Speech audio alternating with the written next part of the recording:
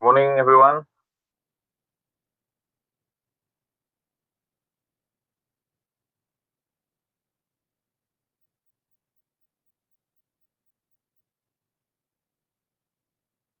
So can you hear me?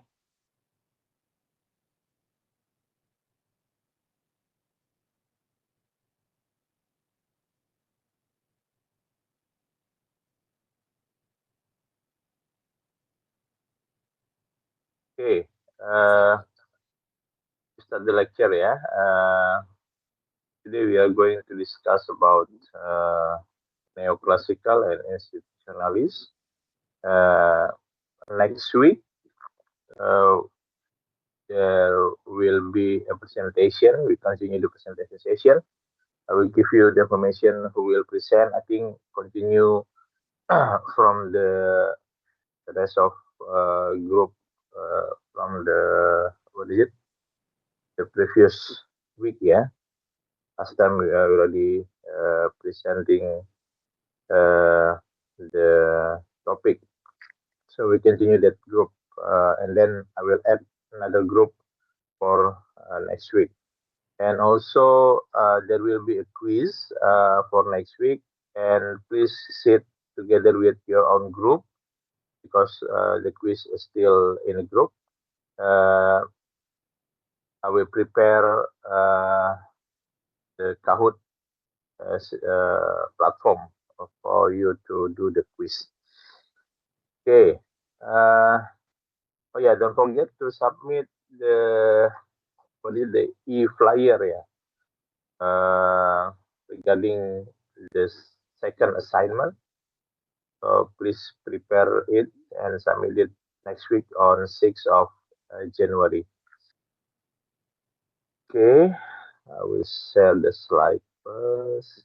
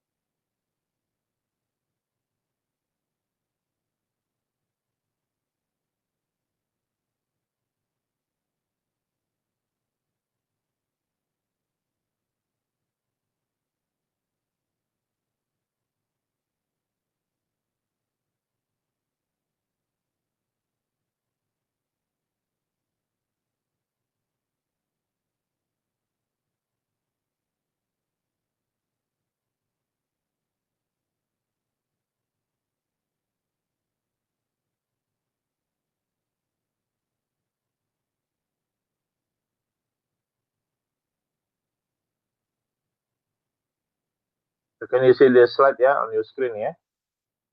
Okay. We are going to discuss about neoclassical and institutionalist today. So this is uh, this is uh,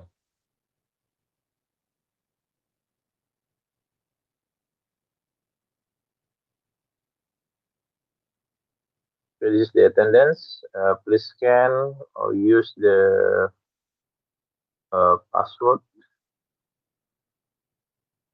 I think I already uh, uploaded the spectrum. Yeah.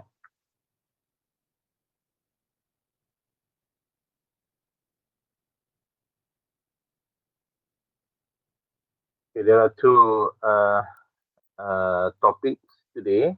The first is about neoclassical. We'll discuss about the marginal productivity theory and also distribution theory according to profit and interest.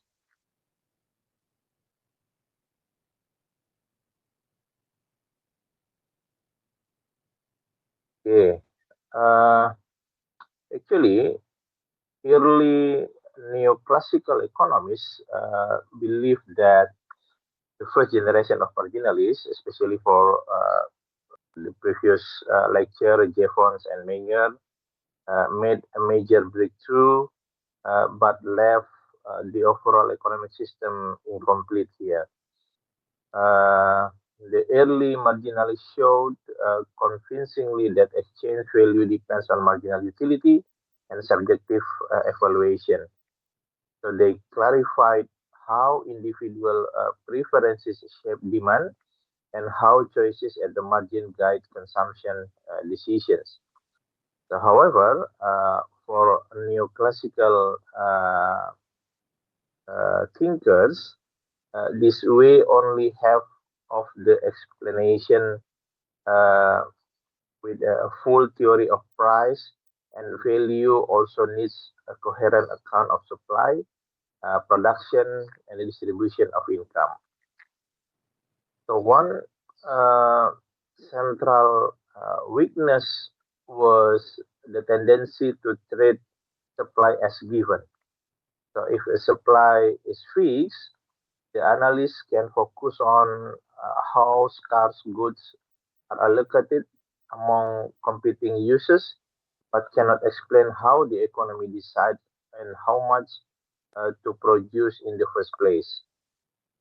Uh, a second weakness was the limited analysis of the firm. So early marginalists didn't provide robust model linking technology, cost conditions, and profit maximizing uh, decision to market supply. Without a clear production framework, it is difficult to trace how the value of final output is imputed back to the inputs then created it. In modern terms, they lack a theory that So, connects production function oh, and cost curves to supply behavior.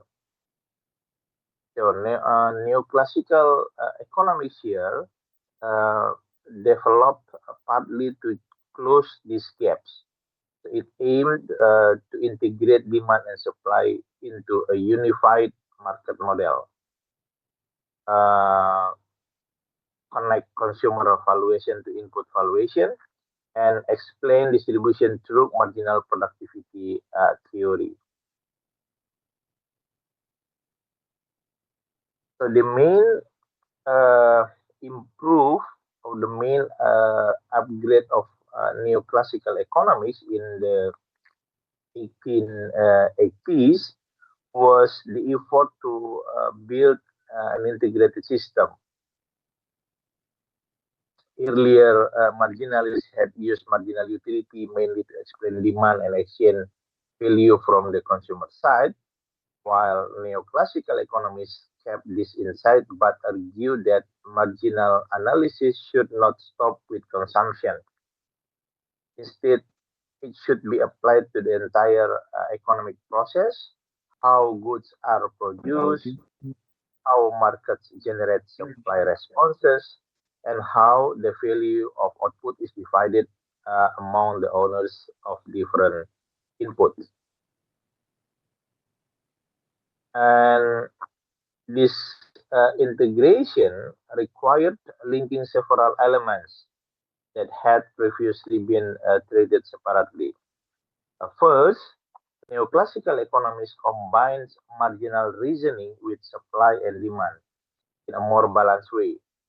Uh, Prices were no longer explained mainly by utility, so they were explained by the interaction of consumers' willingness to pay and producer cost conditions. So this shift strengthened exchange theory, meaning that a more complete account of how markets reach equilibrium when both sides of the market respond to incentive, constraint, and expectations. And second, the neoclassical approach developed a richer theory of production, including explicit attention to the firm. Uh, in here, marginal concepts were used to explain how firms uh, choose input and output. So producers expand production until marginal benefit equals marginal cost, uh, or marginal revenue equal marginal cost, and they hire inputs until the value of the marginal product matches the input price. MP equal price, yeah. And this logic became the foundation of marginal productivity theory, which aimed to explain factor incomes. Uh, we already discussed before, wages for labor, rent for land, and return for capital. And the third, neoclassical economists expanded the theory of distribution to a structured framework. Central difficulty was interest. Unlike labor and land, capital is produced and enforced time. So interest raise a deeper question about temporal choices because of there is time when using money as capital.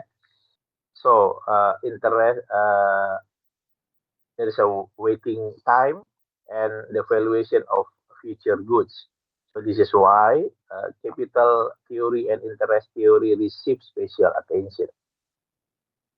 And finally, neoclassical economists place monetary theory and monetary policy alongside these real theories.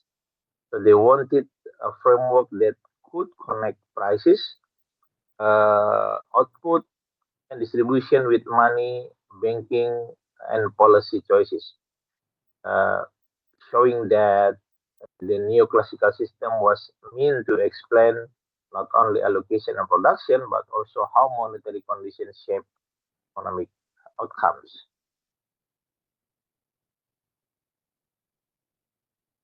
So, what distribution theory means here?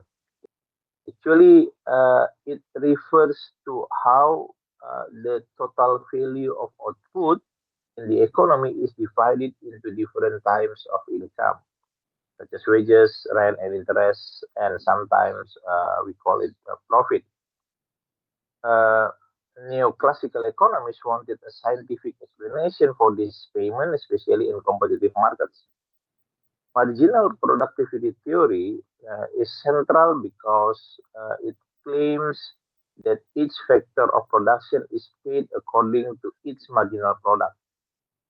So the additional output created by one more unit of that input, holding other units or inputs constant.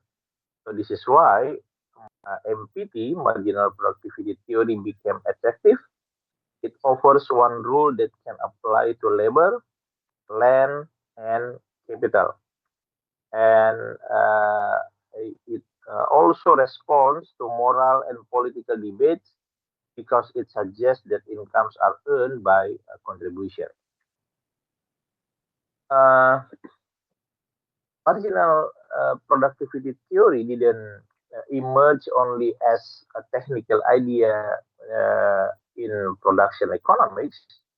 In the late 19th century, it also carried a strong historical and political motivation.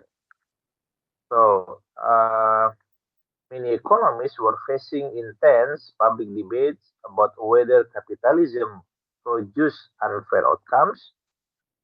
Question about wages, rent, and profits were not merely theoretical, they were closely linked to social conflict, labor unrest, and arguments about justice. One major challenge came from Henry George. George argued that land rent is not earned in any meaningful sense because land is fixed in supply. If land cannot be produced and its quantity cannot expand, then rising rent looks like a gain from scarcity and monopoly like power, so not from productive effort here. So, in this view, rent is morally questionable because it does not reflect contribution, it reflects ownership of a scarce natural resources. And second, even sharper critique came from Karl Marx. So Marx claimed that workers are exploited because employers capture part of the value created by labor. Even when wages are paid, the capitalist retains a surplus profit because the worker is not paid the full value of what they produce. Uh, in US, for instance, so these ideas resonated during the era often described the time of robber barons, when large firms and wealthy industrialists expanded rapidly, while labor organizations and unions became more organized and confrontational, and distribution was therefore a political flashpoint. Uh,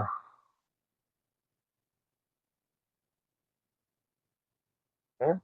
So the analytical foundation of J.B. Clark's with MPT, marginal productivity theory, on one central production principle, he said that the law of diminishing marginal returns here.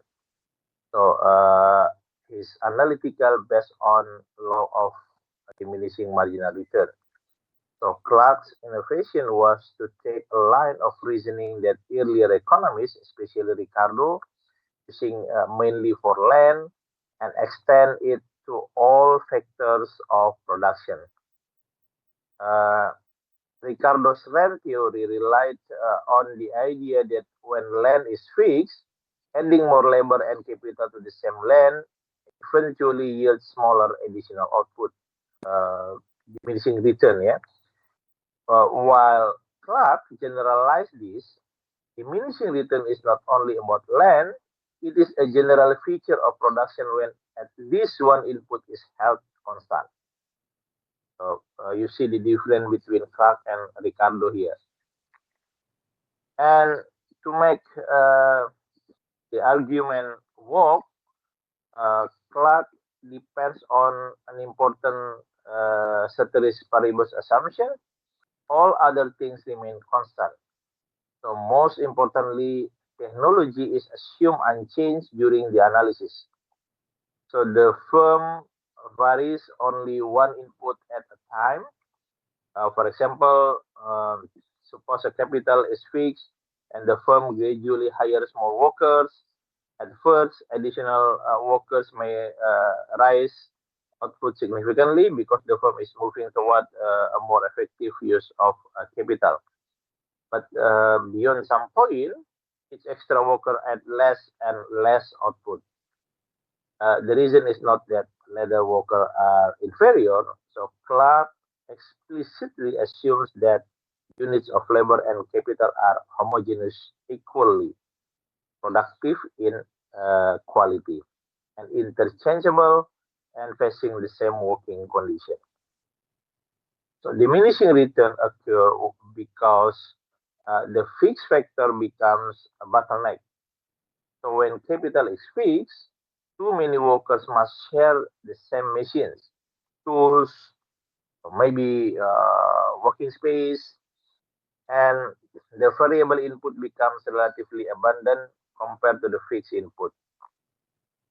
So its effectiveness at the margin declines. And in short, here, productivity falls at the margin because the input mix becomes unbalanced. Uh, Marginal productivity theory claims that uh, factor payments are determined by marginal products in competitive markets. The marginal product of labor declines as more labor is hired, then the last worker employed has the lowest marginal product.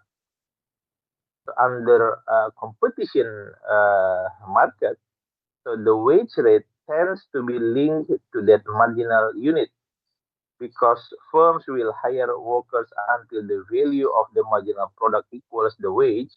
So the same uh, logic applies to capital as well here. So when labor is fixed and capital is varied, the return to capital is connected to the marginal product of capital. So from here, we can see that diminishing marginal return provide the mechanism connecting production condition to wages, rent, and interest. See this diagram, Clark distribution diagram, as labor as the variable input. Actually, this explains how marginal productivity determines wages and the residual return to capital when labor is the variable input. If you see here, the horizontal axis measures the quantity of labor hired and workers added one by one, while the vertical axis represents output, or more precisely the contribution of additional labor to output. So the curve on diagram shows the marginal product of labor here. So how much extra output is created when one more worker is employed, holding capital constant. So the key assumption is that capital is fixed. Machine, tools, buildings, and equipment are given in the short run, and only labor can be adjusted. The firm expand employment from zero up to the level shown as A to D. See here, A to D on the horizontal axis. So under perfect competition, the firm is price taker in both product and labor markets. So this implies a simple hiring rule. The firm hires labor until the value of the marginal product of labor equals the wage rate. In this diagram, the competitive wage is shown as A to E, or the same way D to C and AE. Yeah? So because the wage is paid as uniform, so rate uh, uh, uh, the paid is uniform rate.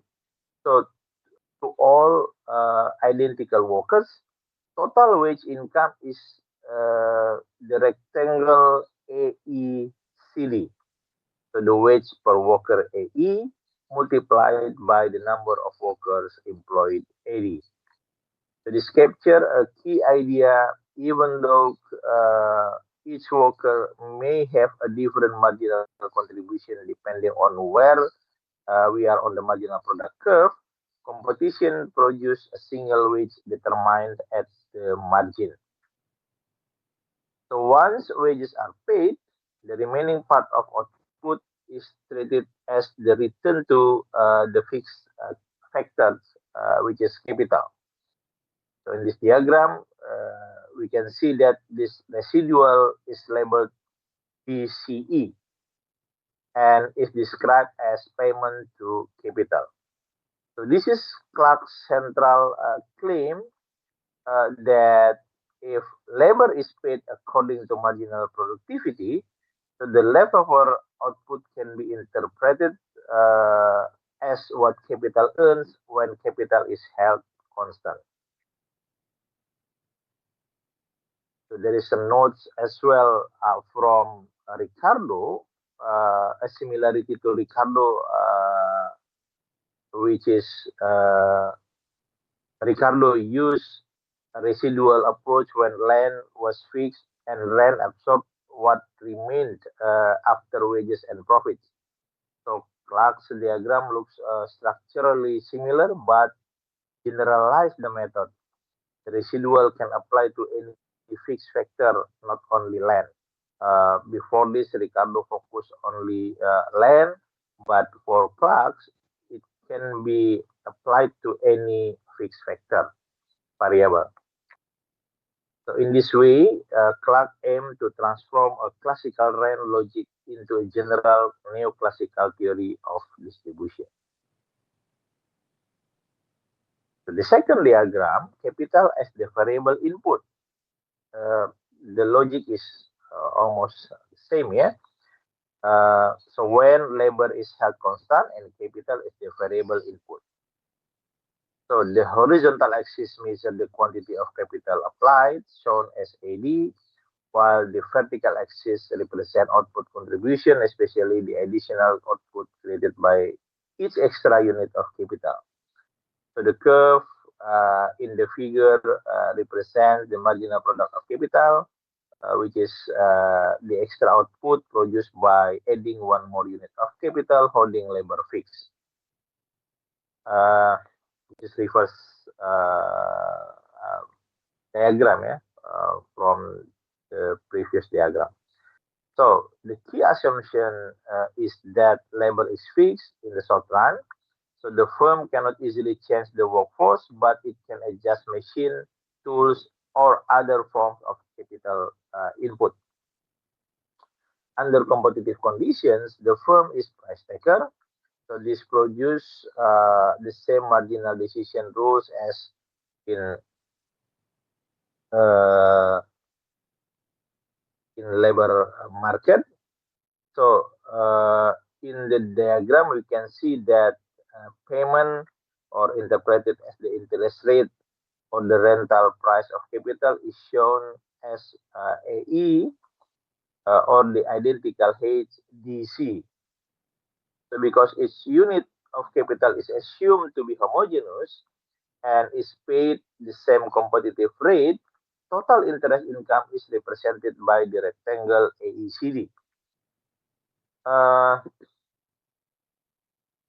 this rectangle equals the interest payment per unit of capital AE multiplied by the total amount of capital employed AD.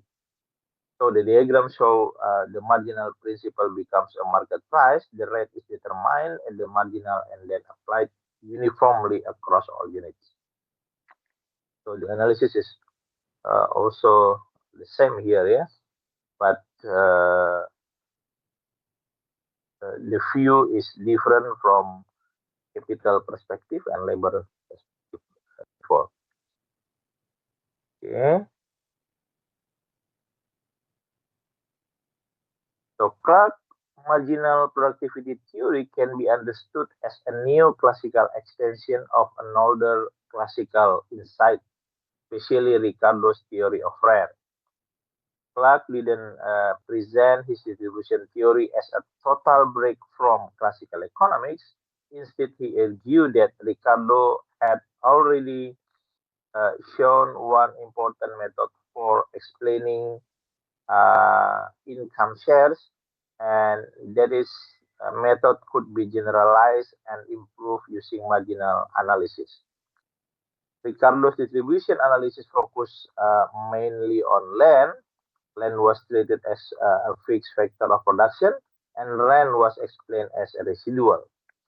So the logic is straightforward. Um, Total output is produced by combining land, labor, and capital.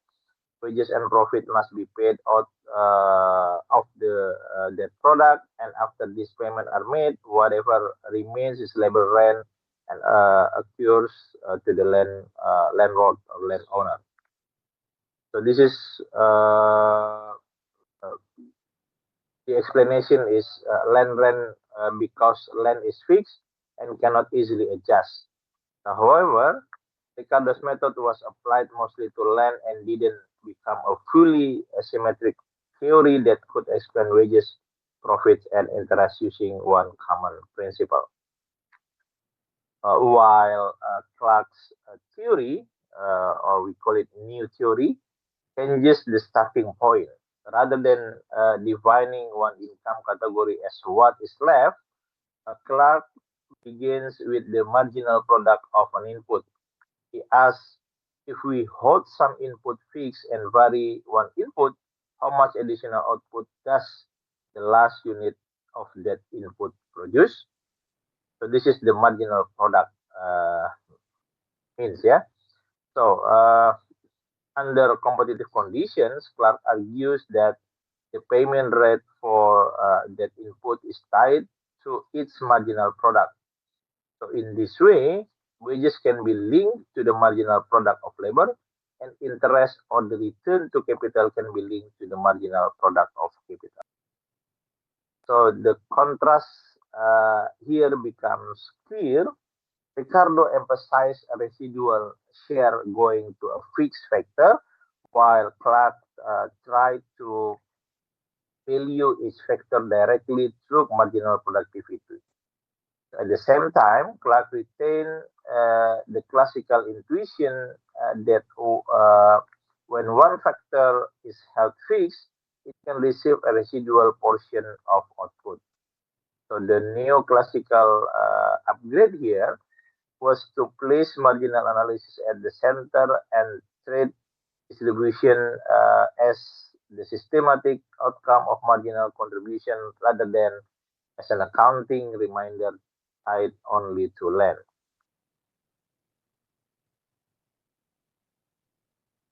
But there is a problem of product exhaustion. So this is a central test for any theory of income distribution actually. It asks a simple but fundamental question. Can the theory explain how the entire value output is divided among the different climates in the economy? So, or in other words, when the economy produce goods worth a certain total amount, the payment of labor and land capital add up exactly to total, or is there some part of the product left unexplained? So this issue looks straightforward in the Ricardian residual approach. Ricardo's rent theory defines rent as a remainder after others' claims are met. So total product is produced, wages are paid to labor, and profits and other costs are paid to capitalists and entrepreneurs. And then rent is simply what is left and goes to landowners. So because rent is defined as the residual, the accounting always balance. So the product is exhausted. By definition here, all output is fully allocated across income categories, even if one category is not explained through an independent causal mechanism. Mm, Marginal productivity distribution theory does not guarantee this result automatically.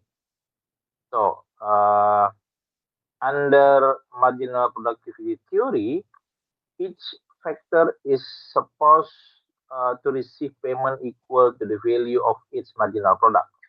So the extra value created by the last unit of that factor holding other input constant. Actually, from here, uh, it creates the key question here. So if we pay labor, land, and capital according to their marginal products in competitive markets, will the sum of this payment equal the total product, or would the total of marginal payment fall short of output or exceed output? Uh, this matter for both analytical and ethical reason here. So if total payment do not add up to total output, the theory is incomplete. It cannot explain where all income comes from. It also raises a fairness problem. If some part of output remains unallocated, who receive it? Entrepreneurs or monopolies or owners of some factors?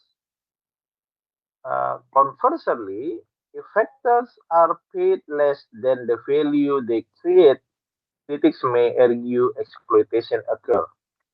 Product exhaustion, therefore, becomes a crucial bridge between a pricing rule and a complete defensible theory of distribution. A major weakness in Clark's original presentation of marginal productivity theory was his claim about product exhaustion. Clark asserted that if each factor of production is paid the value of each marginal product, so then the entire value of output will be fully distributed.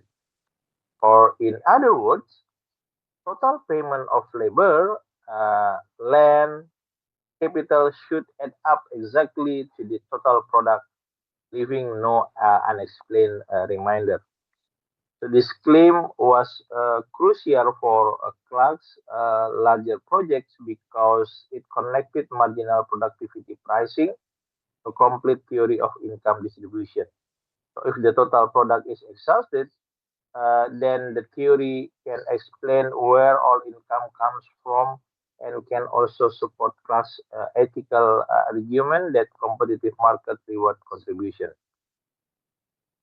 So, however, Clark stated the exhaustion's conclusion largely as an assertion without a formal proof. So that omission mattered because marginal productivity is a pricing rule at the margin, while product exhaustion is an accounting claim about the whole product. It is not obvious that a rule about the last unit of each unit automatically implies that payment to all units will sum to total output. So if the sum does not equal total output, the theory becomes incomplete. Some part of income must be explained by something else, such as profits, monopoly power, bargaining, or institutional arrangements. It would also reopen fairness concern since any reminder raises the question of who received it and why. Uh, because of this gap, uh, controversy emerged among economists about whether Clark's claim was generally valid and if it was valid, under what condition it is valid.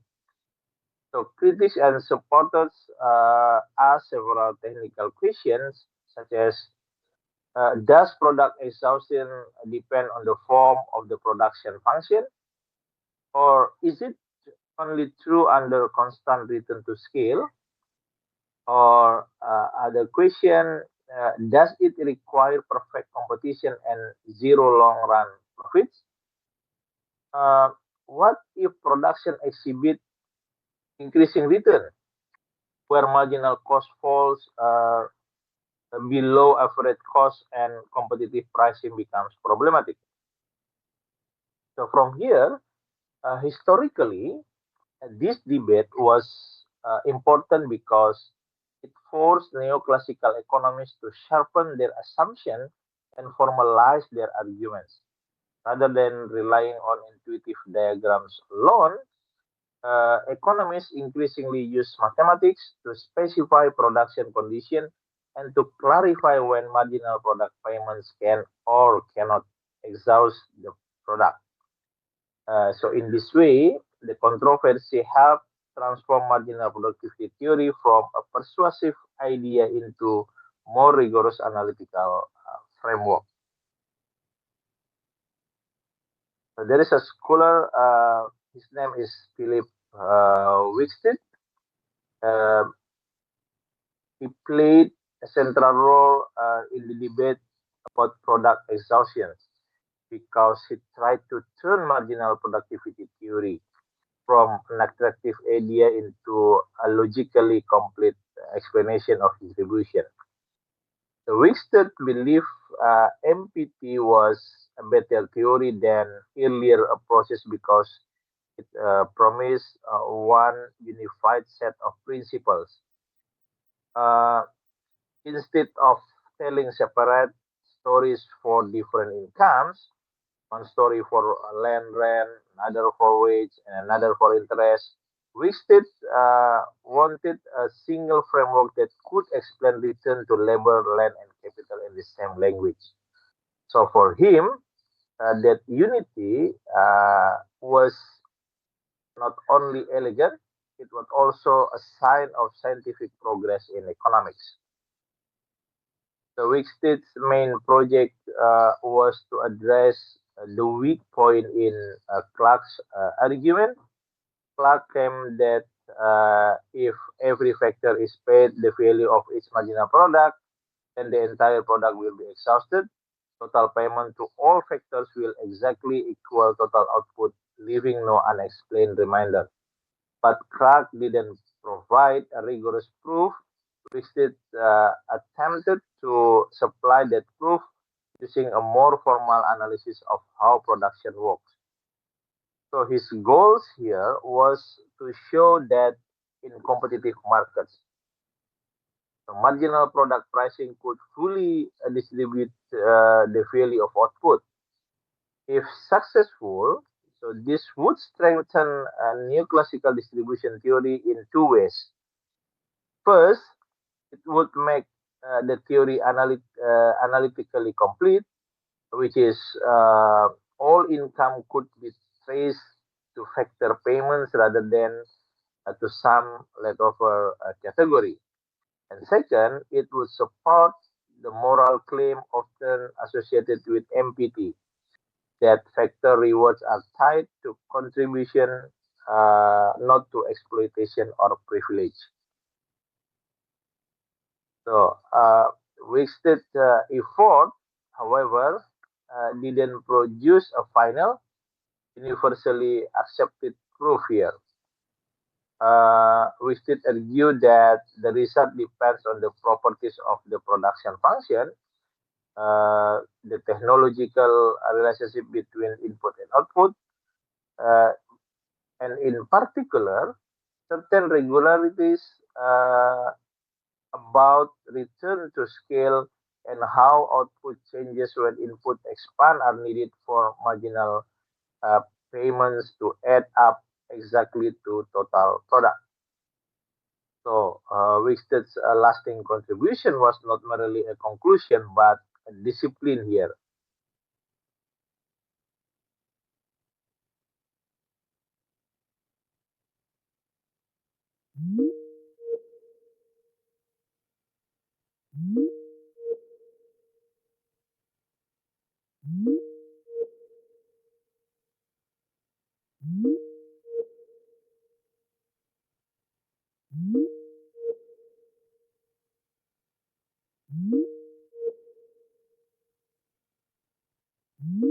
How those conditions develop, and especially ideas about homogeneity and return to scale.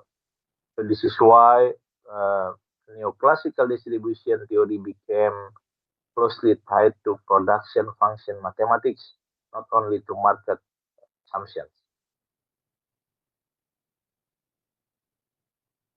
So we should argue that the key condition of proving product exhaustions is linearly homogeneous production, also called a production function that is homogeneous of degree 1, HOD1. Yeah. So this condition matter because it allows economists to connect a marginal pricing rule to a complete accounting result. So if the production function is degree 1, so the total output can be expressed as the sum of each input's marginal product multiplied by the quantity of that input used. Uh, a simple explanation, if every factor is paid according to its marginal contribution, so the total of those payments can exactly equal total output. Okay? So these mathematical ideas has a clear economic meaning. What we call it constant returns to scale. It implies that if a firm increases all inputs by the same proportion, say doubling labor, land, and capital, then output also doubles. In that case, the firm does not create an extra surplus merely by becoming larger, and it does not face a systematic shortfall either. The production technology scales smoothly. Output rises in the same percentage as inputs. So this property is crucial because it prevents a situation where paying marginal products either exceeds total output, which would be impossible to sustain, or fall short of total output, which would leave a residual that needs another explanation. Uh, Wisted also emphasized that product exhaustion is not only about technology, it also depends on market structure. Under perfect competition, firms are price takers, and an entry and exit push economic profit towards zero in the long run.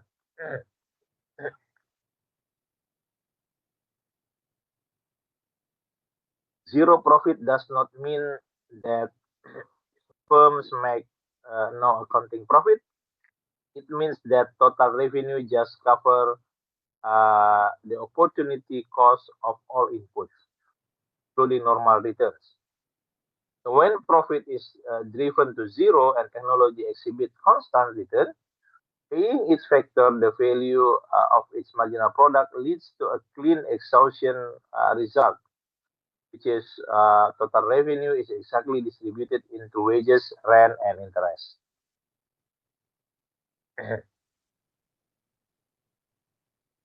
Okay.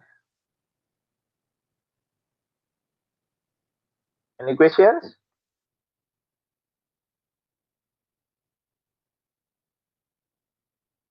No, yeah.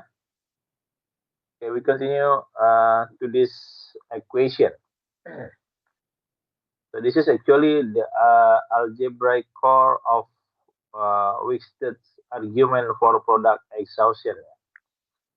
Wigstead wanted to show that the new classical rules pay each factor according to each marginal contribution can be consistent with a complete distribution of the total product. Uh, See here production process with only two inputs, uh, label A and L, seeing L as a labor and A as another productive factor such as land or capital services, just for example here. If you see the equation uh, written Q equal MPPL times L uh, plus MPPA times A. So here Q is total output, MPPL is the marginal product of labor, meaning the extra output created by additional unit of labor holding the other input constant, while MPPA is the marginal product of input A. The right hand side adds up each input's marginal product multiplied by the quantity of that input used. Okay? Total output can be imputed back to inputs as the sum of their marginal contribution. So this is the exhaustion claim in real units. The full physical product is accounted for by marginal product shares. If you see physical output to value terms, which is what matters for income distribution, multiply both sides by the market price of output by P. uh, P times Q or Q times P, and the right side also times P. And the equation becoming PQ equal P times MPPL times L plus P times MPPA times A. So now the left hand side PQ PQ is the total revenue. Remember, total revenue is a price times quantity, right? And the terms PMPPL and PMPPA are the marginal product expressed in value terms. They represent how much additional revenue the firms get from one more unit of each input. This is exactly the concept of the value marginal product. So we got the final question here. PQ equal VMPL times L plus VMPA times A. If competitive firms pay labor rate equal to VMPL and pay of other input rate equal VMPA, then total revenue is exhausted by total factor payments. So there is no leftover income that needs a separate explanation. Twisted point is that under the right production condition, product exhaustion becomes a formal identity, not merely an intuition, linking total output value to the sum of value marginal products. Remember in microeconomics. Okay. Uh, Product exhaustion can break down when the production function is homogeneous of degree greater than 1, because this implies increasing return to scale. With increasing return, if a firm raises all input by say 10%, output rises by more than 10%, because increasing return to scale, right? So economically, this typically means that as the firm expands, it becomes more efficient. Freight cost falls over some range of output. This feature is common in industry with large fixed costs, network effects, or strong technical economies of scale. The difficulty is that increasing return disrupt the standard neoclassical compatibility between perfect competition, marginal cost pricing, and marginal product factor pricing.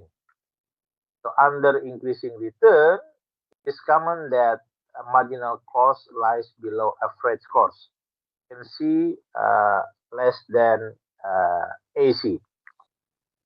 Intuitively, the cost of producing one more unit is low because the firm is spreading fixed costs over more output, or because larger scale improve efficiency. At the same time, on the production side, the marginal product of input can exceed the average product uh, over the relevant range. In here, we can see MPP greater than APP, reflecting the increasing efficiency of additional input. So under perfect competition, firms are assumed to set output where price equal marginal cost, P equal MC. But if MC is below AC, then P equal MC implies P less than AC. Average cost includes the full cost per unit needed to cover all expenses. If price is below average cost, total revenue is below total cost, and the firm would make losses and eventually exit. So the competitive equilibrium cannot be sustained. And the same logic creates trouble for distribution here. If factors are paid according to value marginal products, when marginal products are relatively high, total factor payments can exceed total output value. In other words, the sum of marginal product payments may not add up, making product exhaustion fail. So this is why wasted exhaustion's result relies on constant return to scale or degree one homogeneity. Constant return keeps MC aligned with AC in the long run and makes marginal product payments consistent with covering total costs. When technology generates decreasing average cost, neoclassical theory must modify assumptions, is allowing monopoly pricing, imperfect competition, regulation, or alternative pricing rules. Otherwise, the model predicts firms that cannot survive in equilibrium.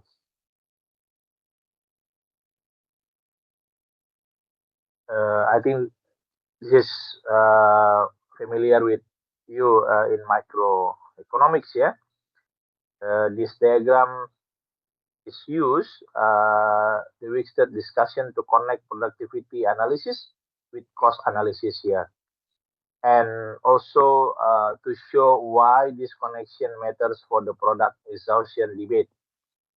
If you see here, the figure has two link panels. The first panel uses production concept, average product and marginal product as a firm increase a variable input. And the second panel translates the same logic into cost concept, average cost and marginal cost as the firm expand output.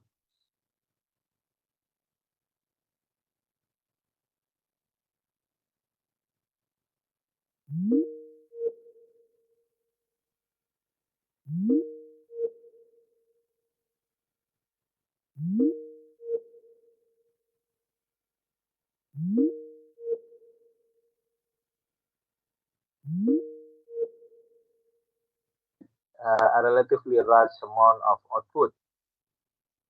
But after some point, diminishing marginal return appear. So the fixed factor becomes a constraint. Workers crowd each other, and each additional unit adds less output. Average product also rises at the first because productivity is improving overall, but eventually it declines once diminishing return become dominant. So the key relationship shown is that MP across AP at the maximum of AP. When MP is above AP, the marginal unit is pulling the average up. And when MP falls below AP, the marginal unit is pulling the average down. See in the diagram, yeah. And it is also shown in reverse because we talk about cost. When marginal product is high, the firm can produce extra output with relatively little extra input. So marginal cost is low. When marginal product falls, additional output becomes more difficult to obtain, so marginal cost rises. So this creates the classic relationship that MC across AC at the minimum of AC, eh? Mirroring the MP and AP crossing on the production side. The result is a U-shaped average cost curve. I think this is uh, explained in microeconomics as well. Yeah.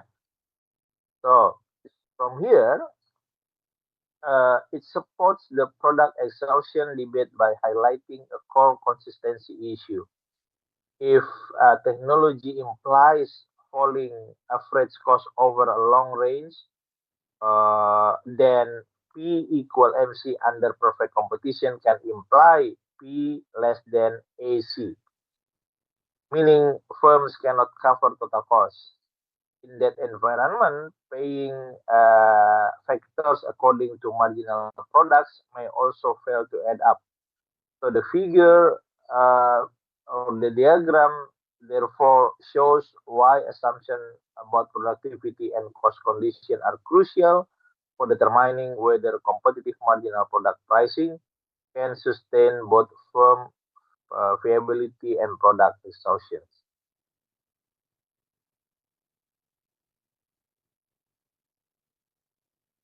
Okay, so there is another contribution as well from Knut Wicksels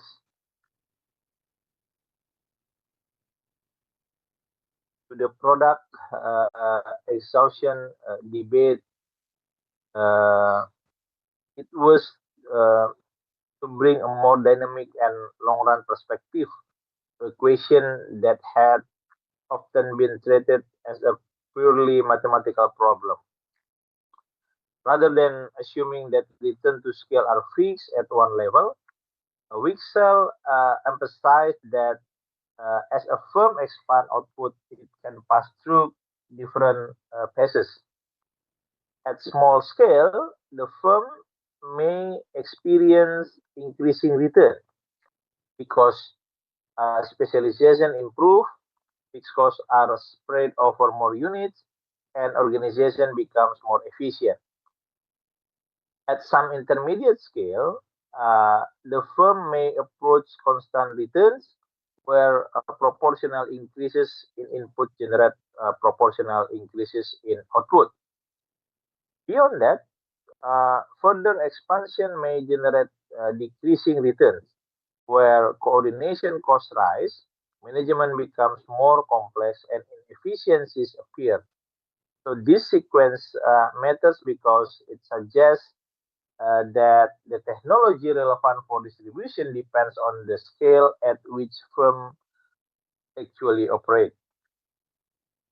Wixel key analytical tools is the long run average cost curve LRAC, which he helped to formalize as U-shape. In the long run, firms can adjust all input, not just one. So they can choose plan size, organization, and production methods. So the LRAC falls initially due to economies of scale and then rises due to diseconomies. The firm's best scale uh, in the point where LRAC reaches its minimum because that is where cost per unit is lowest.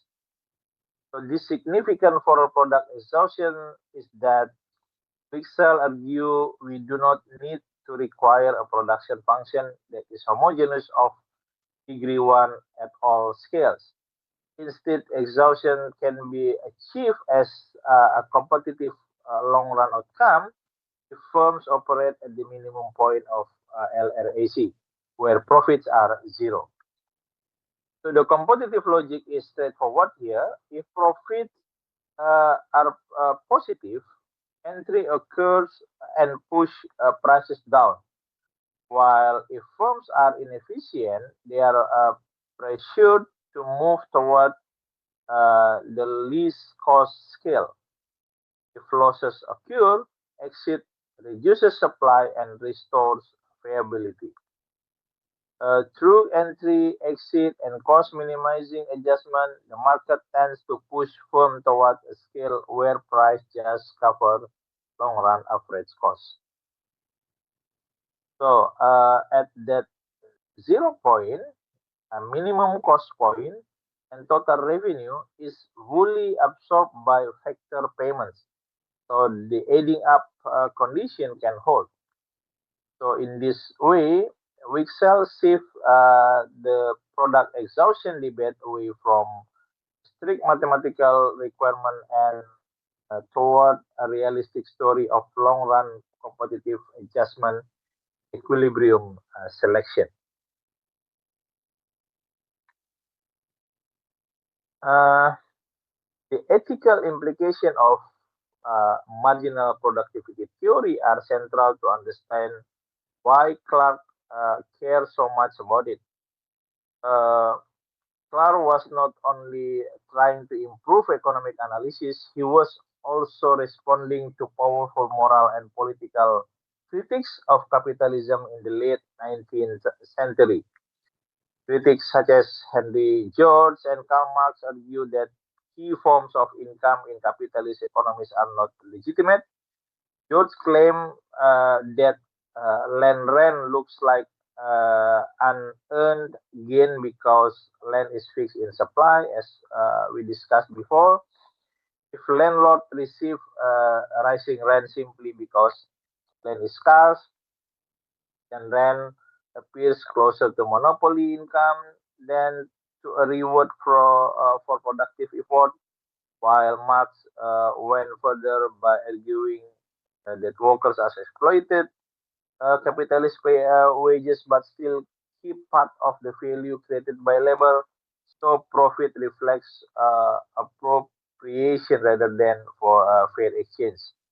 So both critics raise the same question: are this income, rent, profit, interest ethically justified? So from this, uh, Clark answer was the marginal product principle here. Under marginal productivity theory, factor of production receive income equal to the values of its marginal product. Uh, Marginal product is treated as a measure of contribution. It indicates how much additional output the last unit of a factor adds, holding other input constant. In a competitive setting, firm hire labor and employ capital until the value of the marginal product equals the market price of the factor. This makes factor price look like uh, natural outcomes of production and competition rather than outcomes of coercion or class power.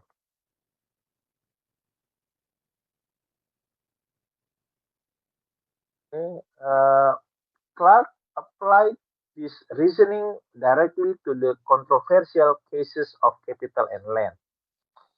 If capital goods rise productivity, then the return to capital can be defended as payment for a productive contribution, not as theft from workers. Similarly, if land plays a productive role in generating output, then rent can be defended if it reflects marginal productivity rather than privilege, monopoly, or political power. However, the ethical conclusion is conditional here. It depends on the assumption that markets are competitive, that sector payments track marginal product, and that marginal product meaningfully represent contribution. So Clark believed that under this condition, capitalism can be both efficient and fair. Distribution of income is ethically defensible because it rewards inputs according to the value they add to production. So these uh, ethical discussions begins with a warning here. Marginal productivity theory is often used to support moral claims that go beyond what the theory can logically prove. MPT is a positive explanation of how competitive markets might determine factor payments. Describe a mechanism as I explained before. Firms hire labor and use capital up to the point where its factor price equals the value of its marginal product. So this can be useful analytical model of wages, rent, and interest under specific assumption. So the problem arises when economists or critics move too quickly from this how explanation to a moral conclusion about what is right. So this is where Hume's dictum becomes important. Hume's point is that you cannot logically move from an is statement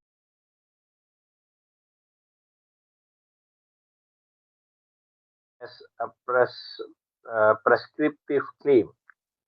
So without adding at least one ethical premise.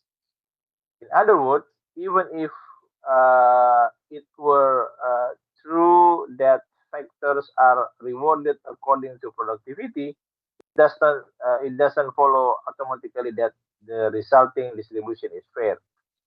So to reach that conclusion, we must add a normative assumption such as people ought to be rewarded according to productivity. And we must also accept that the market measurement of productivity is morally relevant.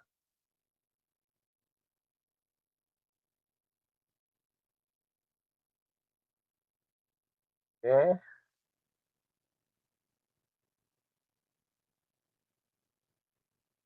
so this is a simple example to clarify a basic point in moral reasoning here. A policy conclusion always requires at least one normative premise, not only a factual statement. This is the illustration is uh, smoking is dangerous, hence it should be banned.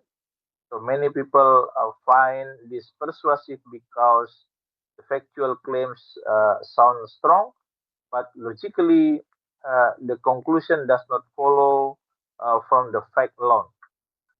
So to reach should be banned, we must add a moral rule such as anything dangerous should be banned, or the state should prohibit activities that create serious health risks.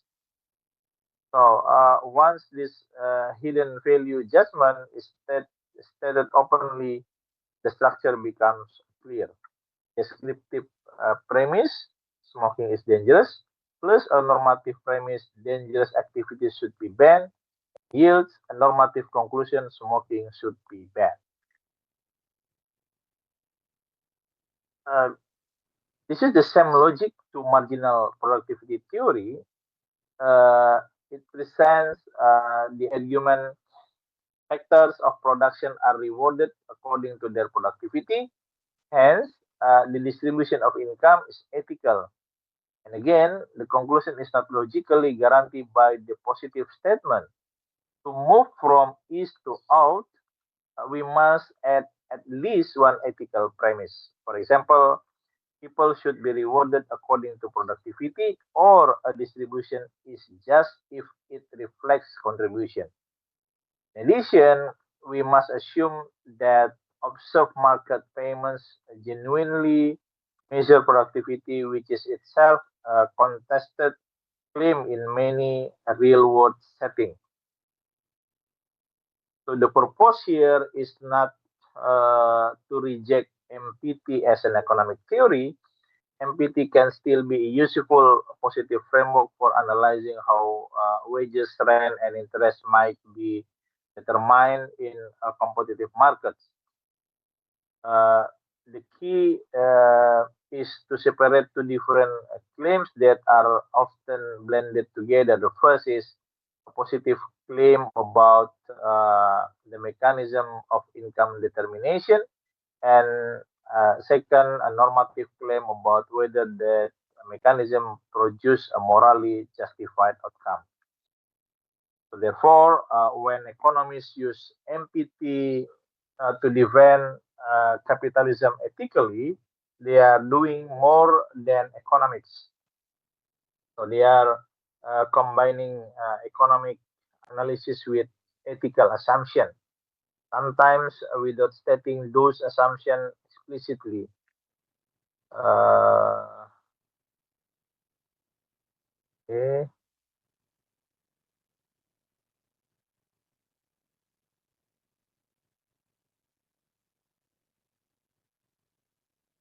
So even if MPT explain how competitive market might generate a distribution of income, it does not automatically follow that the result is morally just. The reason is that the theory's outcome depends heavily on the initial distribution of purchasing power, and that starting point may itself be ethically questionable. So the logic begins with a standard neoclassical insight here. Production decision respond to consumer demand. Firm produce what people are willing and able to buy. They expand output in industry where spending is strongest, and they hire labor and use capital in line with those profitable opportunities. Or in other words, factor demand and factor payments are shaped by the composition of output, and output composition is guided by consumer spending patterns. And consumer spending patterns are not dependent of distribution. So they are strongly shaped by who has income and how much. So when income is unequal, consumption choices reflect that inequality.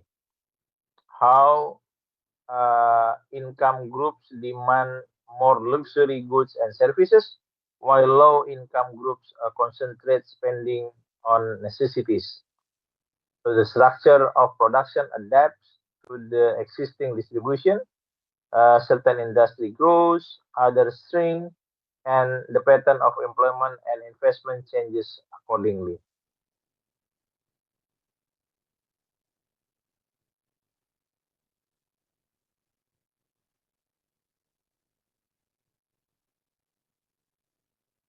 In competitive model, uh, payments are determined at the margin. Under standard neoclassical assumption, a firm hires unit of an input, such as labor, up to the point where the value of the marginal product of the last unit equals the market wage. So the wage rate is therefore pinned down by the productivity of the marginal unit, meaning the last worker employed or last unit of capital rented. The marginal productivity is typically declining as more units are added due to the law of diminishing marginal return. So when capital is fixed and more labor is hired, each additional worker has less capital to work with. The crowding, coordination, limits, and the fixed factor constraint reduce the incremental output of other units. So this implies that early units of labor, those hired first, are more productive at the margin than the last unit hired. So,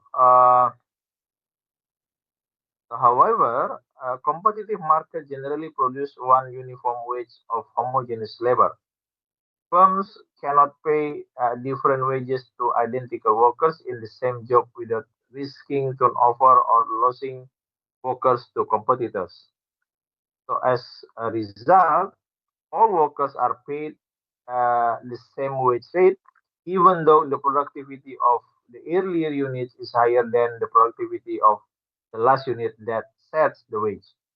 So the implication is that early units of labor receive less than their productivity if we interpret productivity as the general as their marginal contribution under the relevant condition. So this point creates an inherent weakness of uh, if MPT is used as an ethical justification, even if the model is efficient in allocating resources, it is not accurate to claim that each unit is paid exactly what it contributes. MPT doesn't pay every unit according to its own marginal product. It pays all units according to marginal product of the last unit. So that is a pricing rule, not a moral matrix. So therefore, MBT can still be useful for explaining factor pricing under competition, but it is risky to trade paid the marginal product as a simple ethical rule about individual fingers. Okay.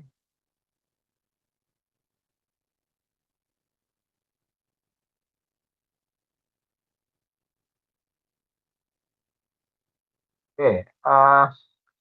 Even if we accept the theoretical statement that each factors, labor, land, or capital, earns to a return related to its contribution in production, uh, there are no grounds to conclude that the owners of those factors receive income that reflects their personal merit or productive effort.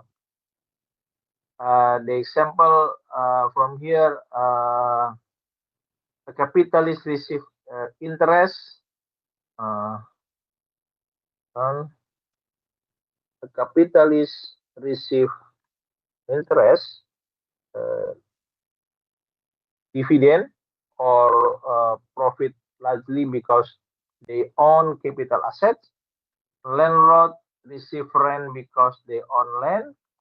In the MPT framework, these incomes can be described as return to productive factors, not necessarily as reward for the owner's work, skill, or sacrifice. So, ownership is a legal and institutional fact. It is not the same thing as productive contribution by an individual. So, if assets are inherited, acquired through privilege, or obtained through past unequal opportunities, then the owner's income may be high even if their personal effort is limited. So this creates an ethical tension for the claim that market income equals personal deservingness. Okay.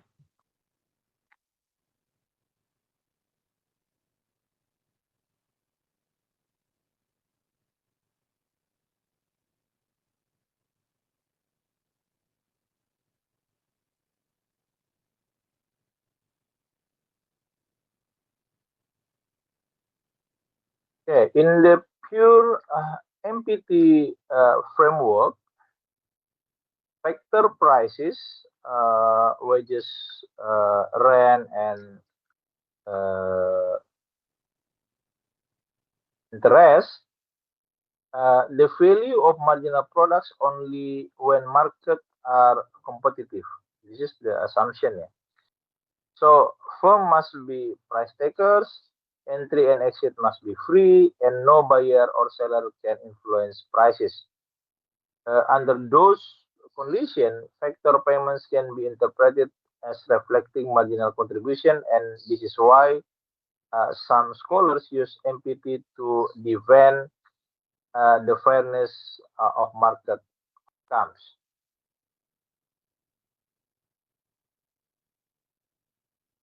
Okay.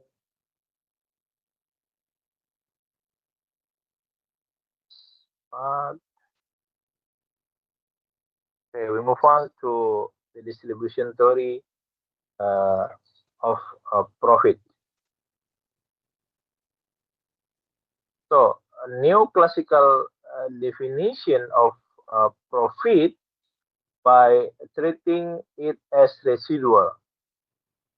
Profit is what remains after the firm has paid for all input used in production. Uh, Input should be valued at their opportunity cost, meaning the competitive value of the best alternative use of those resources. So when labor, land, capital, and entrepreneurship are paid their opportunity cost, then the remaining residual is not a normal cost of production. It's profit in the neoclassical sense, often interpreted as pure economic profit. Uh, in a static economy, profit has no place, especially under perfect competition. A static model assumes pace, technology, and resource endowment are constant. The economy is already in equilibrium, and firms have no reason to change output or methods. Under perfect competition, firms are price takers and entry is free. If any firm earns an above normal return, it attracts entry. Entry expands supply, pushes market price down, and drives profit towards zero. And in long run competitive equilibrium, firms still earn normal return necessary to keep resource in the industry, but pure profit is competed away. So where does profit come from in neoclassical theory actually? Profit can exist only temporarily during period of adjustment. So when the economy is moving toward equilibrium because demand changes, technology shift, shock occur, or expectation are mistaken, prices and costs do not instantly align. Some firms, some firms or some companies may correctly anticipate changes, innovate faster, or adapt more effectively. So during this transition, they can earn profits. Others may make errors or lag behind and suffer losses. Profit in this interpretation is tightly linked to disequilibrium, uncertainty, and change. So this is why the first uh, sentence, neoclassical said that profit is not a normal return to a factor of production in the same way wages are a return to a labor or interest is a return to capital services. Profit is described as a windfall tied to dynamic elements such as innovation, entrepreneurship, adjustment, and temporary advantage. So this the neoclassical framework can integrate wages and interest into marginal productivity logic, but it treats profit differently, something that competition tends to eliminate once the economy settles into a new equilibrium.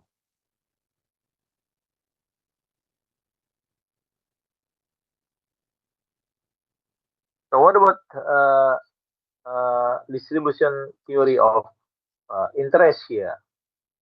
So the difficulty or the problem of interest begins with a basic distinction among factor of production. Uh, Labor and land are often described as original factors. Labor refers to human effort and skill, and land refers to natural resources. So they are not produced by the economic system in the same way manufactured goods are. Capital, by contrast, is a produce factor. Machine, tools, factories, and equipment are created through early production process that already use labor and land and usually existing capital goods. So this creates a conceptual tension for MPT.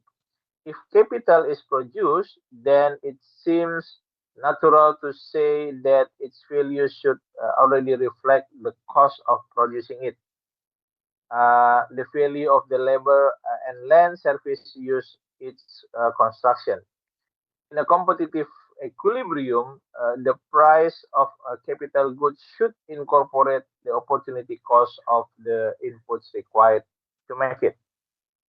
So, if that is true, the question becomes, why does capital also receive an additional in uh, continuing return in the form of interest? So why is there an ongoing payment to ownership beyond the original cost of producing the capital good? So the puzzle is not merely abstract.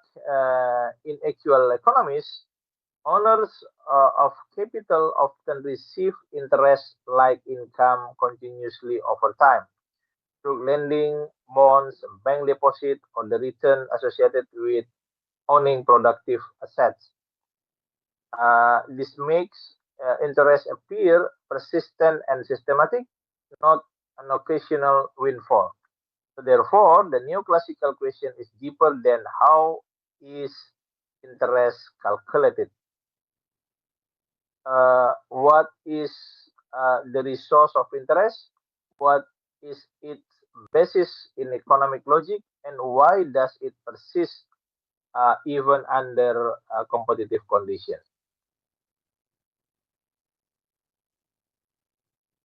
Uh, of course, capital is productive. Machine rise output relative to purely hand production, but productivity alone is not sufficient explanation here. So many things are productive, yet we do not necessarily observe an enduring premium attached to them. The core issue is that capital seems to generate a surplus value that flows to its owner in perpetuity, even after the capital good has already been produced and priced.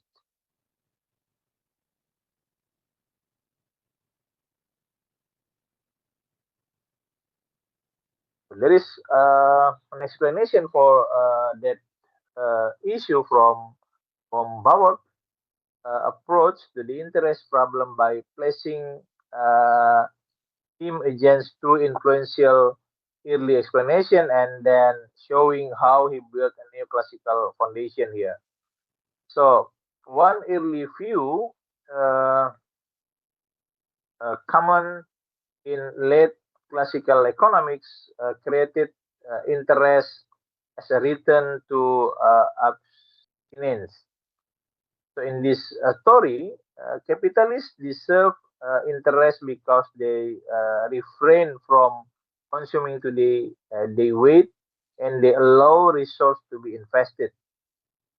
Uh, you see here a major one from marginalists rejected this abstinence theory because abstinence is not economic good in itself.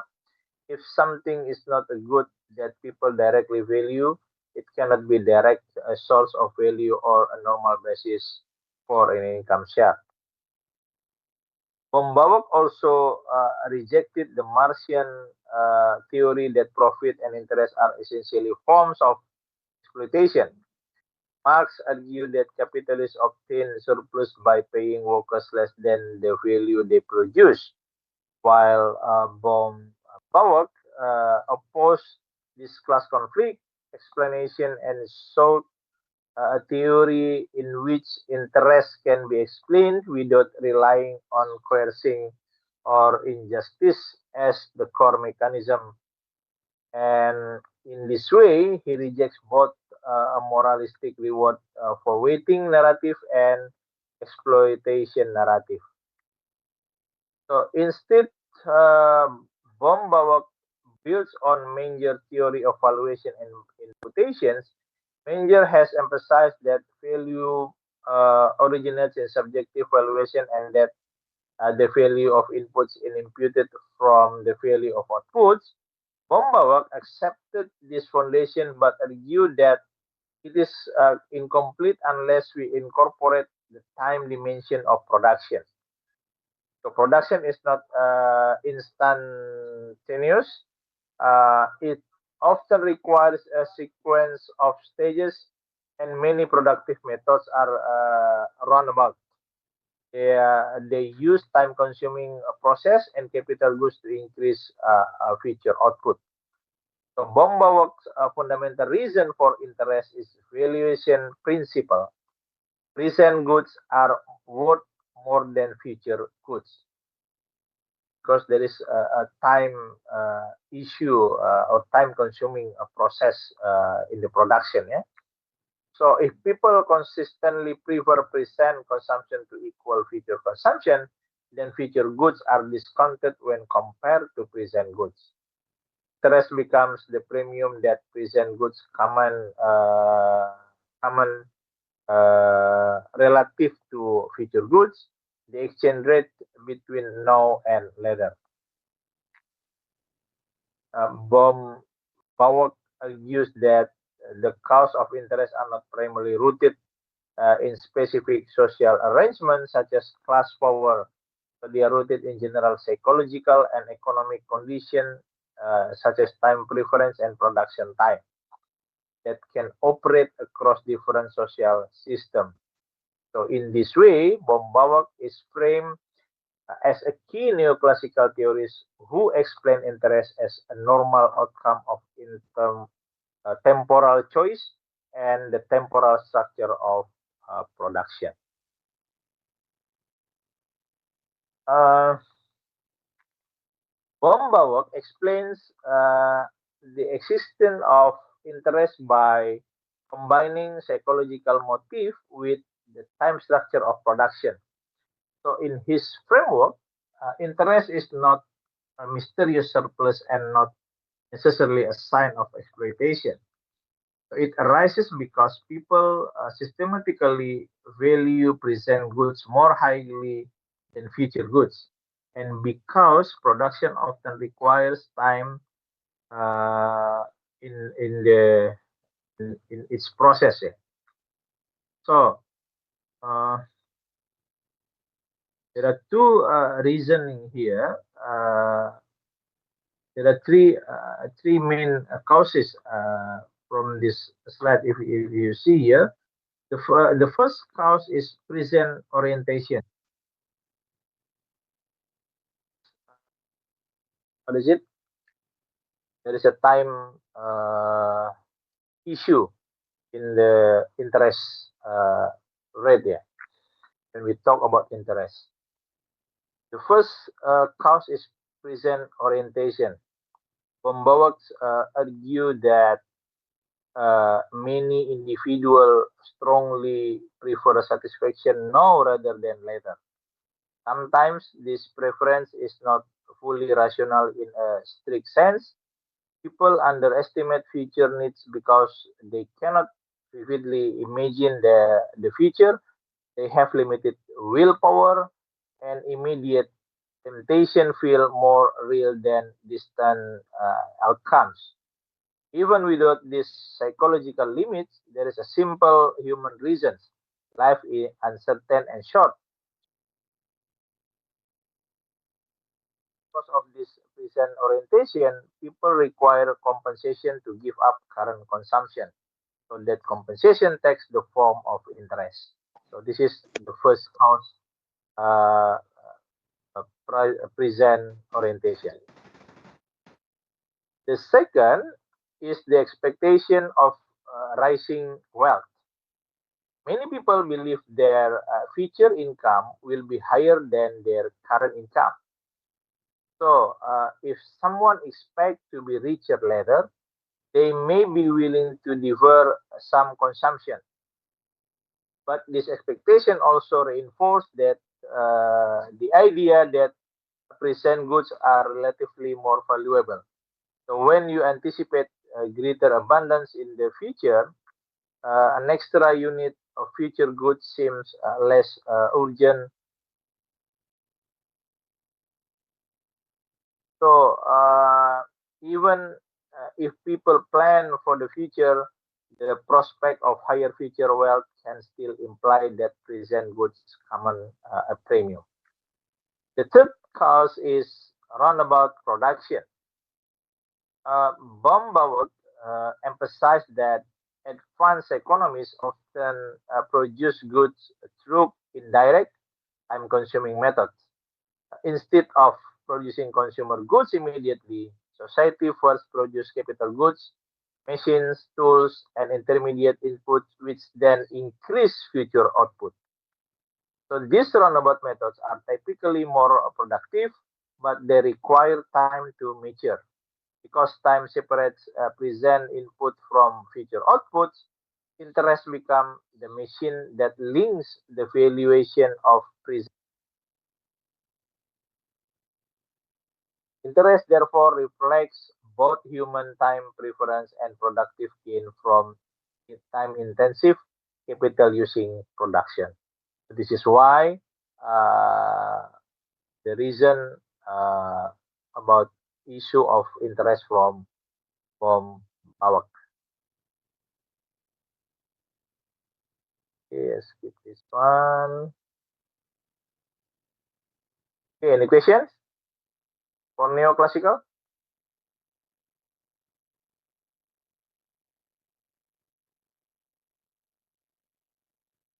No questions? So far, no question. Okay.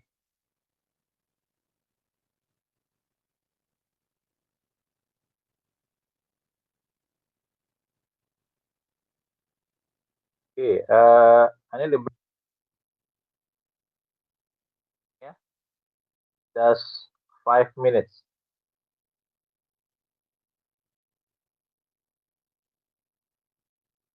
Okay, hold on for 5 minutes. Thank you.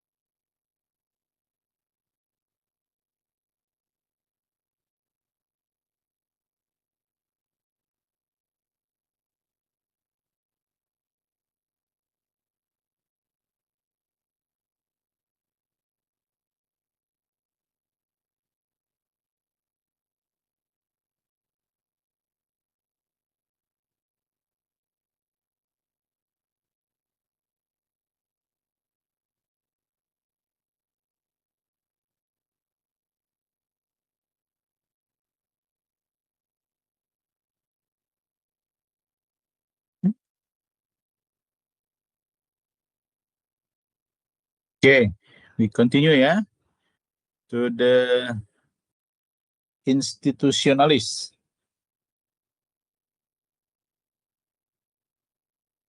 Yes, do you have a question? Doctor, I want to ask, do we have a quiz for today? Sorry? Do we have quiz for today? No. There is no quiz. The quiz next week. That's for, what is it? Group. And Okay. another weeks, the next 2 weeks, it will be individual. I will let you know later. Okay, thank you, Doctor. Okay, no Wait, problem. Doctor, next week's class is online, right? No, offline. Offline, right? Okay, thank you. Yeah, and there is a presentation. I will inform you in the spectrum later. Because we already changed 23rd to 6. Okay. Any other questions? No, yeah? Okay, we continue to the institutionalists.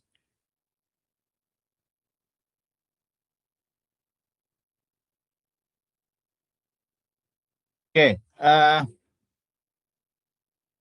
history of economy thought here, when we talk about institutionalists here, refers to a major American heterodox tradition that developed in the late 19th and early 20th century, and often associated with scholars such as Thorsten Veblen, John R. Cummins, and Wesley Mitchell.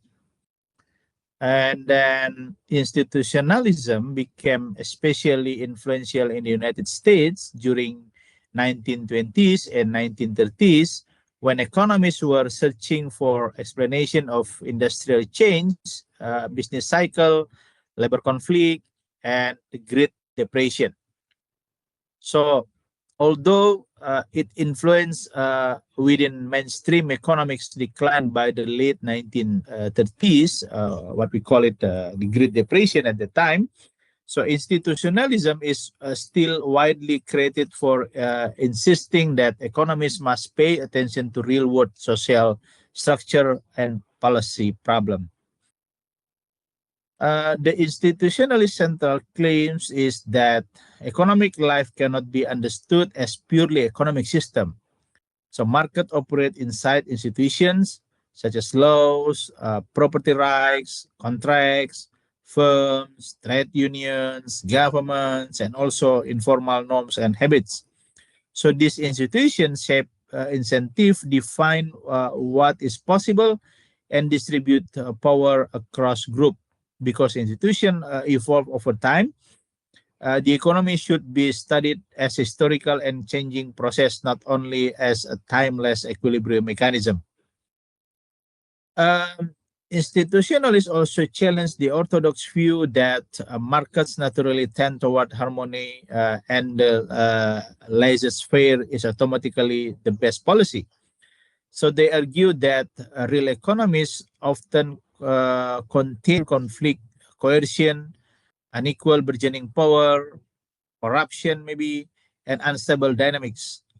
So therefore, policy and regulation are not external to the economy, so they are part of how economies actually functions. So a related critique is methodological here. Institutionalists charge orthodox theory with being partly normative while presenting itself as neutral science. So, for example, when mainstream models treat efficiency as the primary standard, institutionalists argue that economists are already making value judgments about whose welfare counts, what outcomes are desirable, and what trade-offs are acceptable. So yet sometimes hide those judgments behind formal language. Institutionalism is best understood as a critical tradition that asks economists to explain outcomes through real institutions, real power relation, and real historical context. So its continuing failure today is that it reminds us to examine how rules and organizations shape market and analyze policy problem as social problems, not only as abstract optimization exercises. So the critics point is that why many institutionalists believe orthodox economics was often unscientific, even when it used sophisticated language and formal models. The reference to Veblen's essay, The Place of Science in Modern Civilization, signals a methodological concern. Economics should distinguish carefully between claims grounded in observation and testing, and claims that function more like inherited beliefs or social doctrines.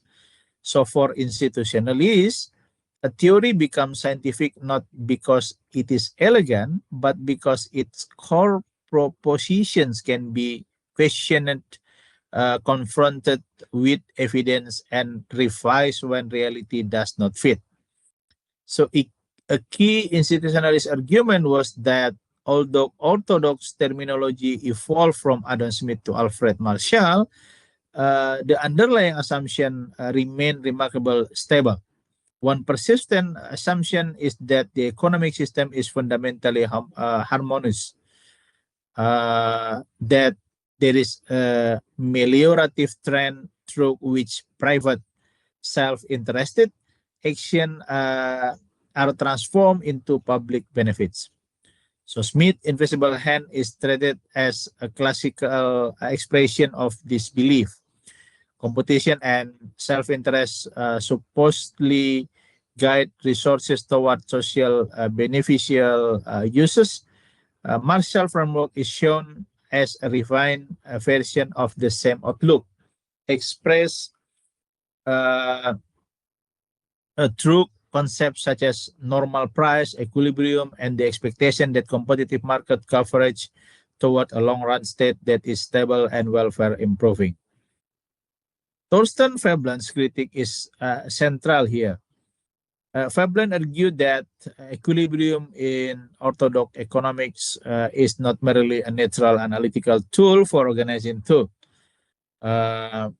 In practice, it often becomes a social idea.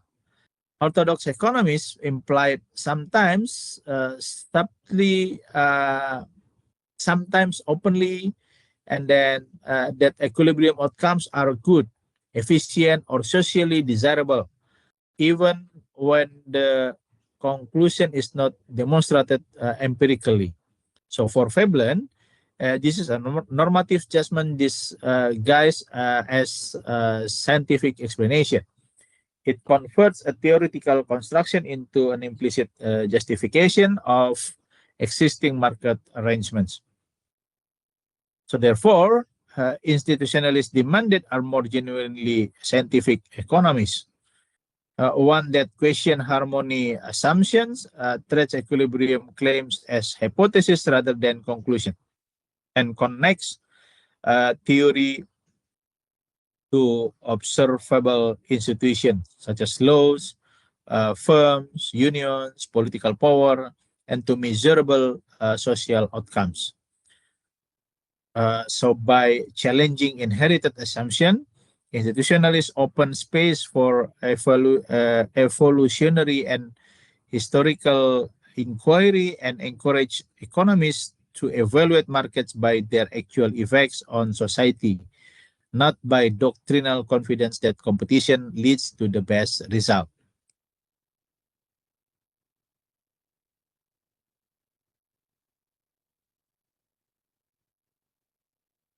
Okay, so this part of the institutionalist critic argues that orthodox economics remain unscientific in the way it interprets capitalism, because it still carries an inherited belief from Adam Smith, the invisible hand.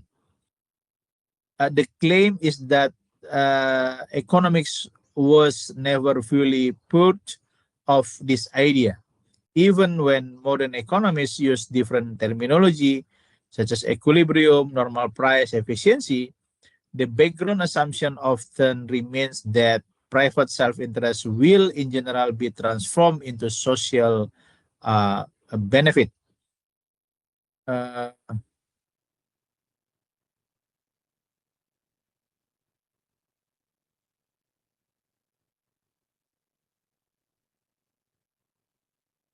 The contrast is sharpened through Thorsten Veblen here.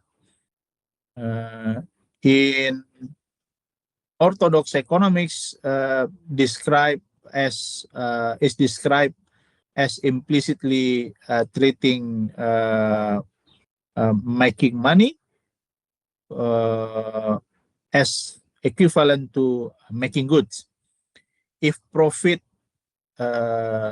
rise, the conclusion is often that production expanding and welfare is improving.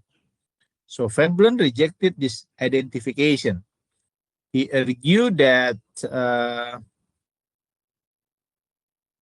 producing goods and earning profit are not the same activity, because capitalism is organized around business control and the strategic pursuit of pecuniary gain. In his view, the business community seeks profit, not maximum output, and the profit motive can lead firms to behave in ways that reduce social welfare. A key example is output restriction here.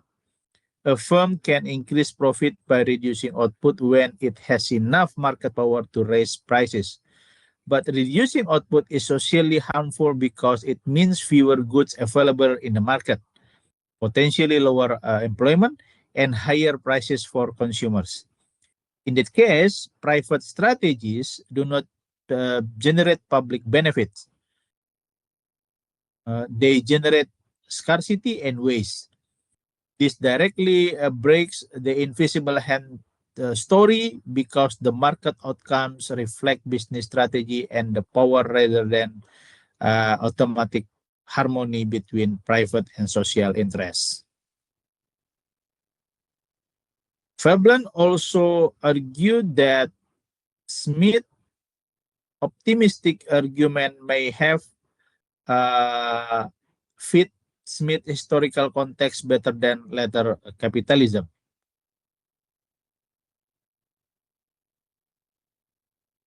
As economists develop, corporate organization, finance, and concentrated control change how markets operate. So under these conditions, assumptions like perfect competition become less realistic, and the claim that business control market reliably yield socially desirable outcomes become questionable here. So for institutionalists, the scientific task is to study capitalism as it actually exists, shaped by corporations, power, and institutions, not as an idealized competitive system whose outcomes are assumed to be beneficial by default.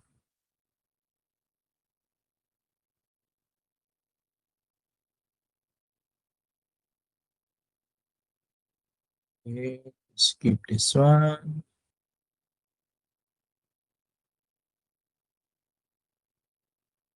Okay, Thorsten Veblen's institutional view of capitalism begins with a clear redefinition of what economics should study. So for Veblen here, economics is not mainly the study of timeless market laws, it is the study of an evolving institutional structure. For him, institutions are broader than formal organizations such as firms, banks, or governments. Institutions are habits of thought and established ways of behaving that are widely accepted at a particular time. So these habits shape what people consider normal, rational, respectable, and profitable. So they argue everyday decisions, how people work, spend, save, compete, and just success. And they also shape how business and policy are organized. So because institutions are shared habits of thought, Veblen argued that economists must understand the complex relationship between human nature and culture. So he didn't treat individuals as isolated calculators who simply maximize utility given stable preferences. Instead, he saw behavior as formed through long social experience. So over time, repeated interaction within a cultural environment created durable dispositions. Veblen often described this disposition in terms of instincts, not as biology is in a narrow sense, but as persistent tendencies that reflect historical pattern of life. This is like habit or behavior, such as the desire for status, the pursuit of pecuniary success, or the habits of emulations. So this perspective helps explain why economic change can be slow and uneven. Established habits do not disappear instantly when circumstances shift, and inefficient practices can persist because they are socially reinforced. So Veblen also challenged a core orthodox assumption about capitalism, so that profit-seeking business leadership automatically serve the public good. So he believed business incentive can conflict with society's productive needs. Profit-seeking may encourage output restriction, credit manipulation, and strategies aimed at control and status rather than efficient production. In this framework, making money is not identical to making goods, and the business system can generate both progress and waste.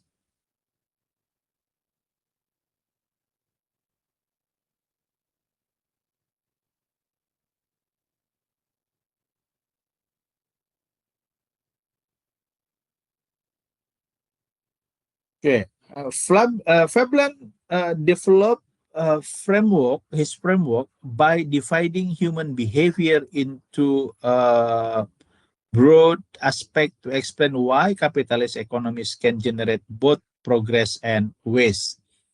The first aspects support economic life by enabling society to build, coordinate, and improve production. So the second aspect can inhibit the full development of productive power and may lower welfare. The purpose of this distinction is methodological. Veblen wants economists to stop assuming that whatever survives in economy must be socially beneficial.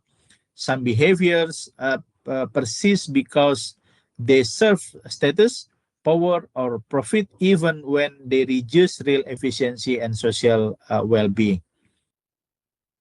The first aspect, industrial employments, if you see here, so this refer to activities organized around matter of fact, reasoning, and practical cause and effect thinking.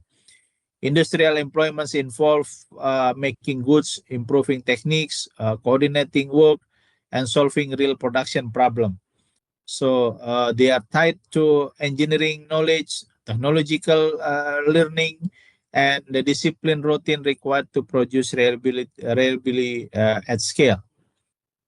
The second aspect is ceremonial behavior. Veblen described this as more static and bound to inherited tradition.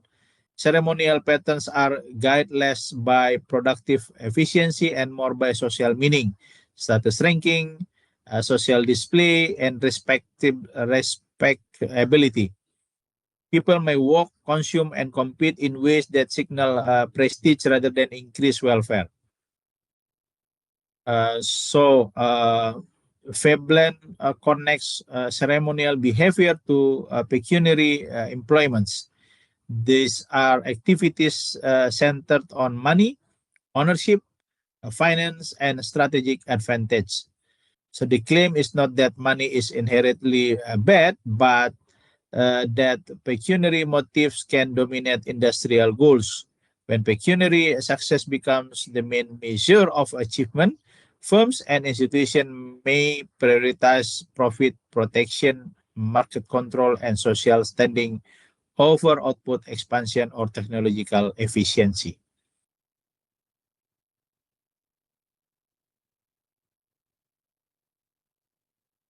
Okay, pipeline.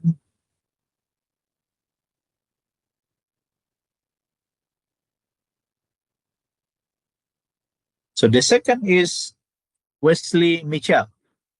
It is also the person or scholars important within the institutionalist tradition. So because he represents a distinctive model of what scientific economics should look like, empirical, historical, and policy relevant. Mitchell's belief that economic theory often reflects the problem of its own time, or in other words, theory is not simply the discovery of eternal laws, it is also an intellectual responses to crisis, instability, and pressing policy debates. This perspective fits institutionalism broader emphasis on historical context and changing institutions. So Mitchell is especially well known for his work on the business cycle. Remember in macro economics theory in your course, yeah. But his contribution was not to leave behind a single abstract model built from a few simplified premises. Instead, his method was fundamentally empirical. So he argued that economy should begin with careful measurement and description, constructing time series data, identifying patterns, and documenting how variables move together over time. So for Mitchell, robust analysis requires knowing what actually happens before claiming to know why it happens. This is why he criticized orthodox economics, which often started from theoretical assumption and moved quickly to general conclusion. A specific target was the mainstream focus on normality and equilibrium. So Mitchell objected to treating equilibrium as the central benchmark and then interpreting real fluctuation as temporary departure from normality. He believed the economy should be studied as a set of dynamic interrelationship unfolding through time prices, output, credits, profits, and expectation interacting in complex sequence. Mitchell argued that the social science could provide a better foundation by using an empirically grounded behaviorist psychology that focus on observe regularities, habits, and institutional constraints. And Mitchell's approach is often described as evolutionary and linked to cumulative causations. Economic process can be self-reinforcing. Optimism can generate investment. Investment can generate income, and income can sustain further optimism until the process reverses. So such mechanism may not automatically return the economy to equilibrium. So finally, Mitchell's work had a practical orientation. He saw business fluctuation as socially costly and suggested forms of national planning or coordination to stabilize the economy and align firms' decision with broader social goals. Okay.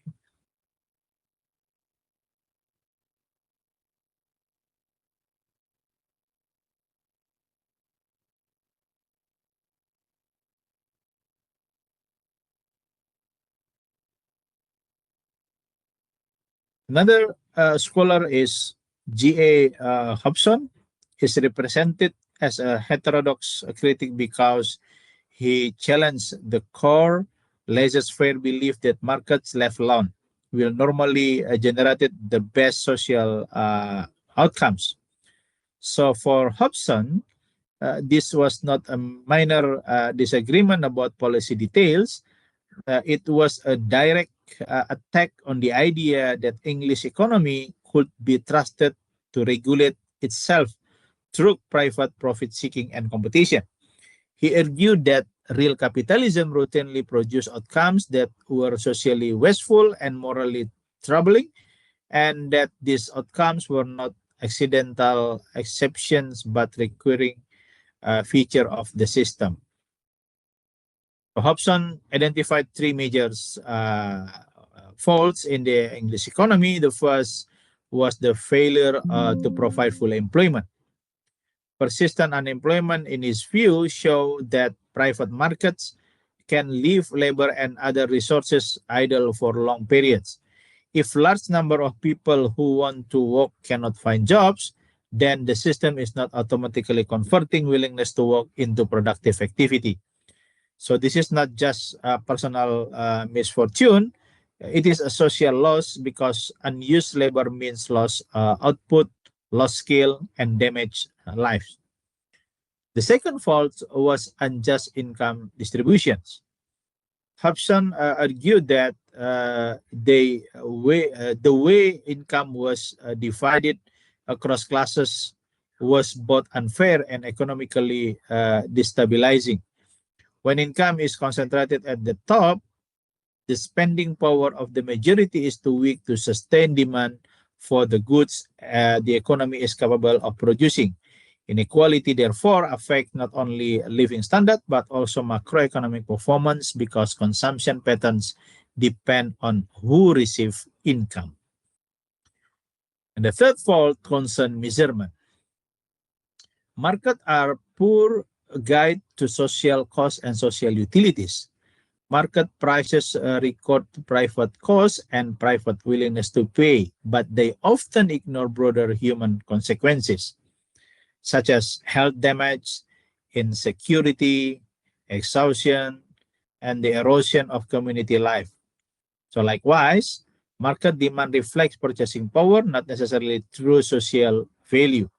When buying power is unequal, the market may respond strongly to luxury wants while neglecting urgent needs. So for Hobson, these three faults together justify rejecting laissez-faire as a default doctrine and taking public policy seriously as a corrective tool.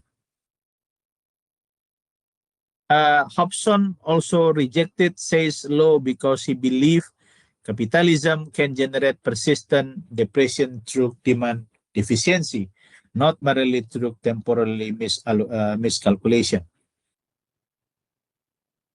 In the simple version, Say's law suggests that supply creates its own demand. It means that production generates income sufficient to purchase what is produced. So general overproduction should not last. Hobson argued that this reasoning ignores a crucial possibility, what we call it over-saving. If a large share of income is saved rather than spent on consumption, then total demand may be too weak to buy the economy's potential output at full employment.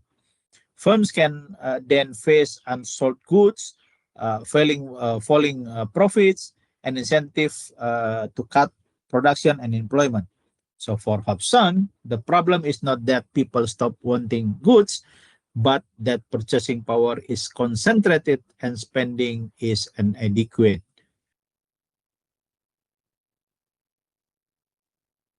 Okay, I stop Hobson here.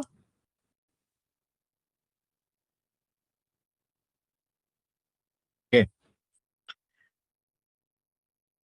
A recurring theme among institutionalists is the tension between recognizing the analytical usefulness of orthodox theory and insisting that economics must study real institutions.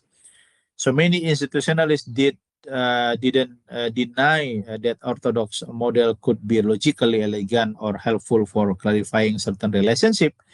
Their objection was that orthodox theory often became detached from the actual economy when it ignored institutions, power relation, and historical change. In their view, a theory that abstracts away from the most important feature of capitalism, such as corporations, law, bargaining power, evolving habits, and conflict, may remain internally consistent but lose explanatory relevance. There are three short statements linked to the three leading institutionalists here. Veblen, Mitchell, and Commons.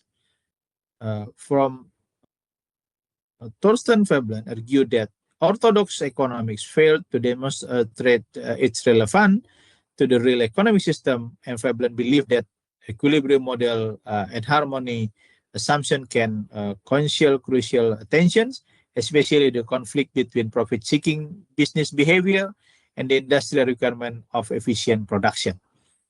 If firm can increase profit by restricting output of manipulating finance, then the invisible hand story is not an empirical conclusion but an assumption. So for Veblen, a theory that cannot explain what business and labor actually do is not merely incomplete, it becomes scientifically suspect. Second, Wesley Mitchell emphasized the difficulty of testing orthodox theories. He criticized the tendency of theories to rely on deductive reasoning without verification. His method, such as constructing and interpreting time series data, was meant to ground economic claims in observable patterns. If a theory explains cycles, price movements, or employment, it should be checked against evidence and institutional facts, not isolated by claiming that the model is true in principle, even when real economists behave differently. Mitchell critique is therefore science requires measurement, comparison, and revision when facts do not fit. And John R. Kamen highlight for focusing on social well-being. Kamen's treated economics as inseparable from the evaluation of institution. His objective was to assess society needs and to ask whether existing legal and organizational arrangements promote human welfare. So this makes economics inherently policy relevant because institutions are not neutral. They distribute power, shape opportunities, and determine whose interests are protected.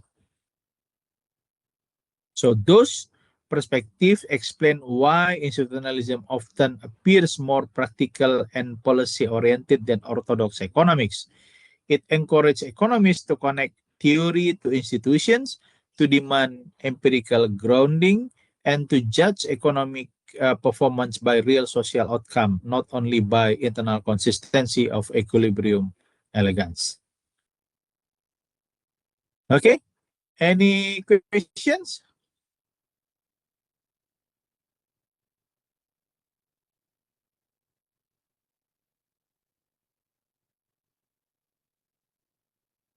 I think enough for today, and we finish our material. I think the other because we have some groups should present in next week until the end of this semester. So the other what is the other topics? I give you the PDF. I'm still preparing the PDF file from the first slide. I mean the PDF from the books.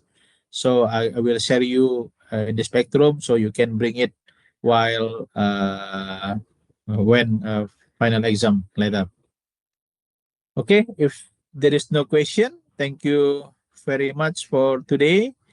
Have a long weekend.